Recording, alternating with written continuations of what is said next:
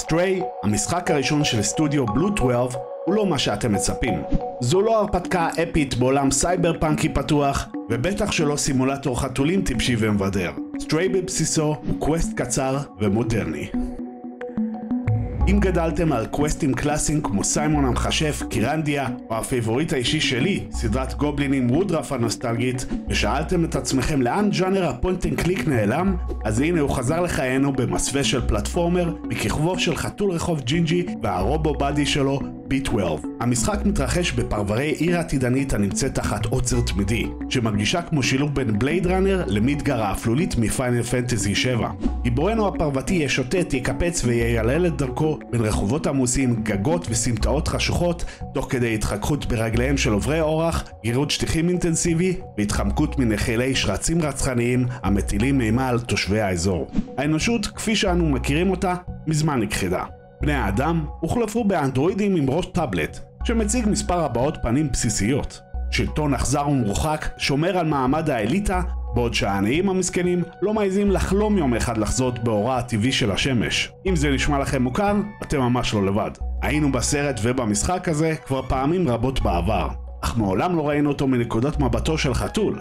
במקום גיבור מחוטב עם ארסנל אינסופי, נגלם חתול רחוב טוב לבב שיעשה כל שביכולתיו המוגבלות להוסיף קצת תקווה לעולם. ברגעים הראשונים של המשחק, סטריי ייתן רושם של פלטפורמר פשוט עם מספר יכולות כמו ריצה, קפיצה וטיפוס.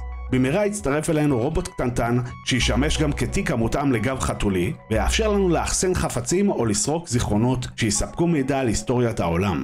מעבר לתנועתיות חתולית טיפוסית, הכוללת זינוקים מרשימים, שבירת הגרטלים ותנומה קצרה ואיכותית על כל כרית מזמינה, מרכז המשחקיות בסטריי הוא התקדמות בין אזור לאזור על ידי חקירה יסודית, הכרת הדמויות השונות ופתירת פאזלים שחלקם מסתכם בלהראות לכל מי שנקרא בדרכנו את כל החפצים שמצאנו עד שנגיע ל-NPC הנכון. מעבר למכניקת הניסוי והתהייה המוכרת בז'אנר, ניתקל גם בפאזלים יותר מעניינים, הכוללים פלטפורמינג מתוזמן, התגנבות ואפילו מספר מרדפים אינטנסיביים מול עשרות אויבים מלחיצים. למרות ההייפ הגדול שנוצר סביב המשחק, בין השאר בעקבות הגעתו לפלייסטיישן פלוס אקסטרה כבר ביום ההשקה, סטריי לא באמת יכול או רוצה להתחרות במשחקים הגדולים של השנה. הגרפיקה יפה, אך לא עוצרת נשימה. הגיימפליי זורם בטבעיות, אך מוגבל מיסודו. והדרך לסוף הסיפור לא תיקח לכם יותר מ4 עד 6 שעות, ואולי אפילו תשיגו את הפלטינום בדרך. סטריי מגיח לחיינו כדי לספק חוויה קצרה ונוגעת ללב, ונעלם באותה מהירות שהגיע. ממש חתול רחוב של משחק. זו הייתה הביקורת שלי לסטריי. אם אהבתם את הסרטון, לחצו על כפתור הלייק קרו, יתבו בתגובות וירשמו לערוץ אם אתם חדשים. מוזמנים לדיסקורד של גיימי לעוד הרבה דיונים מכל טוב. ביי חברים!